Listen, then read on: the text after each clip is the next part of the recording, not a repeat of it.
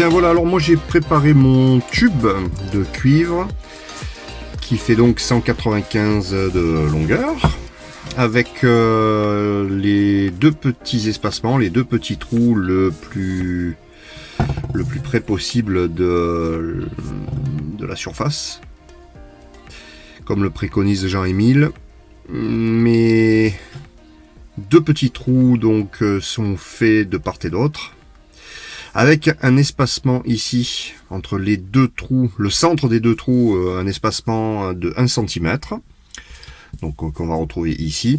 Et donc moi pour ma part, puisque mes brins sont constitués de petits bouchons, mes petits brins de récupération, j'ai pas envie de scier les bouchons, donc je vais mettre deux demi-brins et non pas un brin entier. Donc ça va, voilà, là il y en a qui sont coupés à la bonne longueur, donc ça va faire à peu près ceci. Voilà, je vais les souder de telle sorte. Voilà, ils sont pas bien mis. Voilà, une fois qu'ils seront soudés, ils seront bien droits. Je vais les souder de telle sorte que la longueur totale, on voit pas bien avec la caméra là, mais la longueur totale va faire, eh bien, 164 pour le directeur, pour le réflecteur, pardon, et 150 pour le directeur. Bien, l'étape suivante en ce qui concerne la fabrication de cette antenne, en ce qui me concerne, eh bien, c'est de gratter un petit peu le cuivre, de manière à faire des soudures super propres tout à l'heure avec les brins. Voilà. Alors un coup de lime, ça va très bien, et normalement les soudures vont très bien tenir. Pour les brins, c'est pareil, donc les brins de récupération que l'on coupe à la bonne distance, et que je vais souder, il suffit simplement de les... Voilà, d'enlever la partie chromée sur un petit centimètre, de manière à pouvoir faire tenir la soudure. Et je vous garantis que ça soude super bien. Alors, petite démonstration tout de suite. Par exemple, ici, on va mettre un petit peu d'étain. Hop, pas beaucoup. Et voilà. Vous voyez, j'en remets encore un petit peu par là. Hop, voilà, ça tient super bien, c'est fantastique. Voilà, alors la technique que j'utilise pour chauffer du cuivre, parce que c'est pas évident, surtout un cuivre de ce diamètre avec un simple fer à souder, même à 450 degrés, c'est pas évident. Donc je laisse la panne du fer pendant plusieurs dizaines de secondes sur le cuivre, ce qui va bien le chauffer. Et là, normalement, on arrive à le souder. Bon, alors c'est pas évident non plus, parce qu'il faudrait un fer beaucoup plus puissant. Mais comme on dit, on fait ce qu'on peut avec ce que l'on a.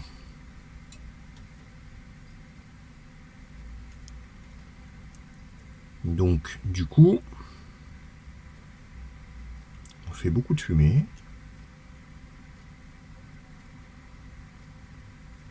On met beaucoup d'étain, mais on y arrive. Et au final, c'est ce qui compte. Voilà. Une belle soudure bien fluide. Ça prend forme, c'est plus que correct. Et surtout, plus que tout, ça tient. Alors, côté solidité, voilà, hop, regardez, hop. Je sais pas si on voit bien, hop, voilà. Je peux même vous jouer une petite mélodie. Voilà. Je le fais pas plus parce que j'ai peur de la tordre.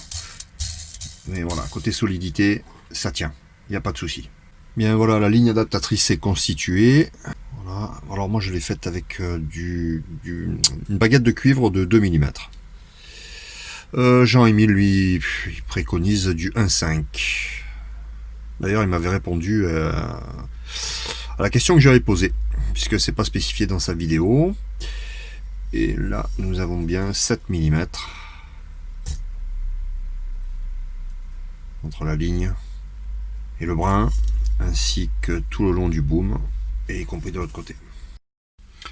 Bien voilà, alors Jean-Émile ne donne pas de valeur de son condensateur variable. Alors moi j'en ai trouvé un qui ressemble un petit peu et qui fait entre 30-32 picots à 3-4 picots. Donc il y a 30 picots de delta.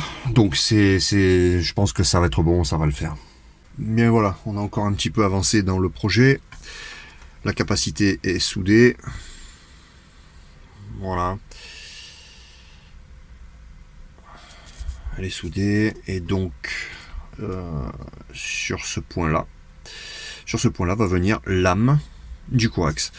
Alors moi j'aime bien me compliquer la vie, je sais pas pourquoi, hein. J'aurais pu mettre directement le coax qui sort là, ou alors mettre une équerre comme Jean-Émile, hein. Mais non, moi j'aime bien me compliquer la vie.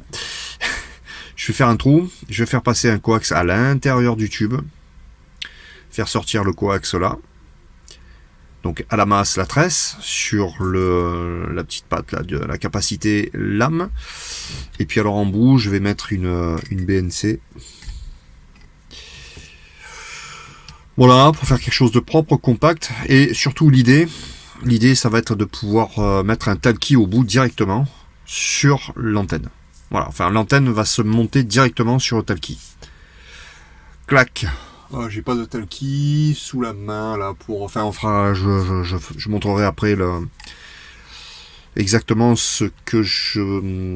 à quoi je pense. Voilà. Donc pour ça, je vais percer un trou, je vais faire sortir du coax RG58 et puis ça, le fixer avec un bouchon. D'ailleurs, je sais pas si je vais mettre. Je pense que je vais mettre plutôt une BNC mâle. Ça c'est du femelle, donc ou l'inverse, bon, bref, je sais pas, pour aller directement se connecter sur le poste. Je vais réfléchir à tout ça. Alors le trou est fait. Voilà, j'ai bien limé tout autour pour pouvoir y souder la tresse de masse. Mon petit bout de coax d'un vieux cordon, voilà. Donc ça va aller. Donc finalement je mets bien la malle, hein.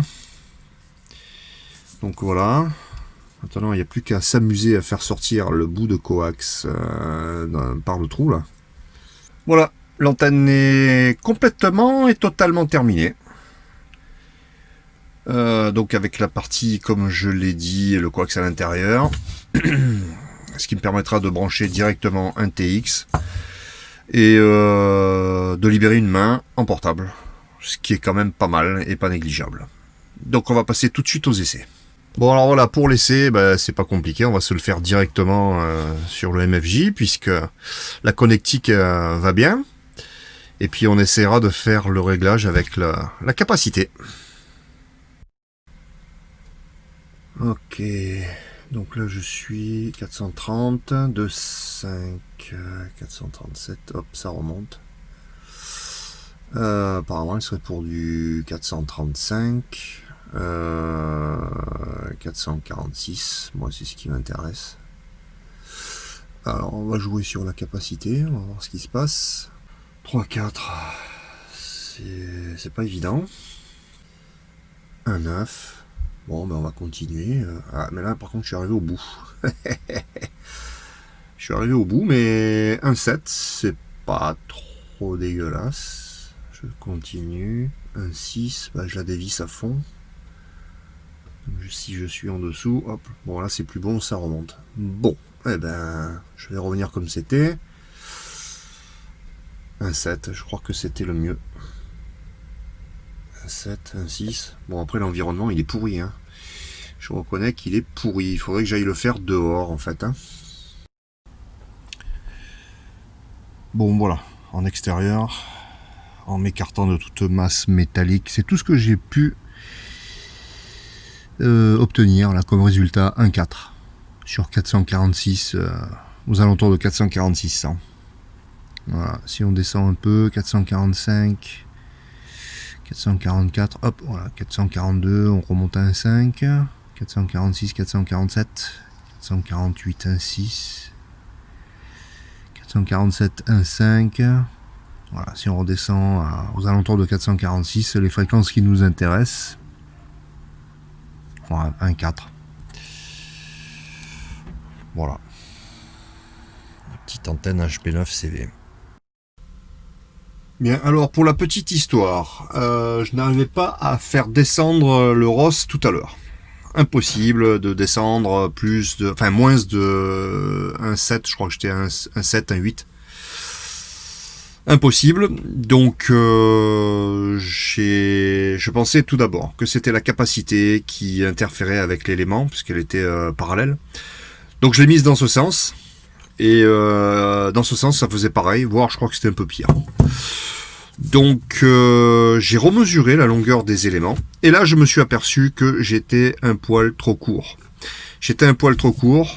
En fait, j'avais mesuré avec des petits bouchons. Au départ, j'avais des petits bouchons, voilà, comme ça là. Et je sais pas où allait exactement le métal à l'intérieur du bouchon.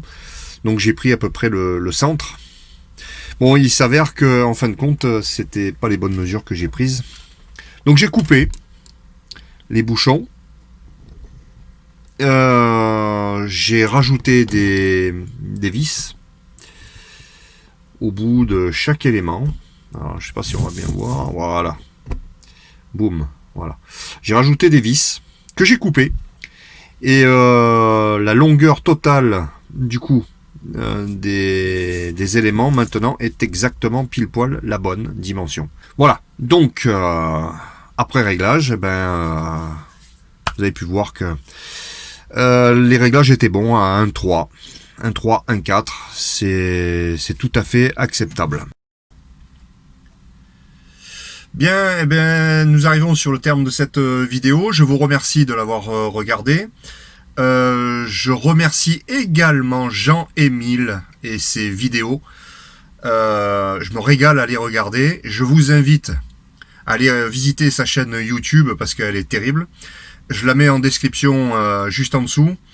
C'est un OM remarquable, adorable, et j'adore regarder ses vidéos et potentiellement fabriquer ses antennes quand celle-ci m'intéresse. Et en l'occurrence, cette HB9CV m'intéressait. Voilà. Alors c'est pas tout à fait le même boom, c'est pas tout à fait, mais par contre c'est exactement les mêmes dimensions. Et vous avez pu voir qu'on a réussi à avoir quelques bons résultats, on va dire. Voilà, donc merci Jean-Émile, si toutefois tu regardes cette vidéo. 73 à tous, bonne réalisation si vous décidez de fabriquer cette antenne. Voilà, 73, merci à tous, au revoir, bye bye.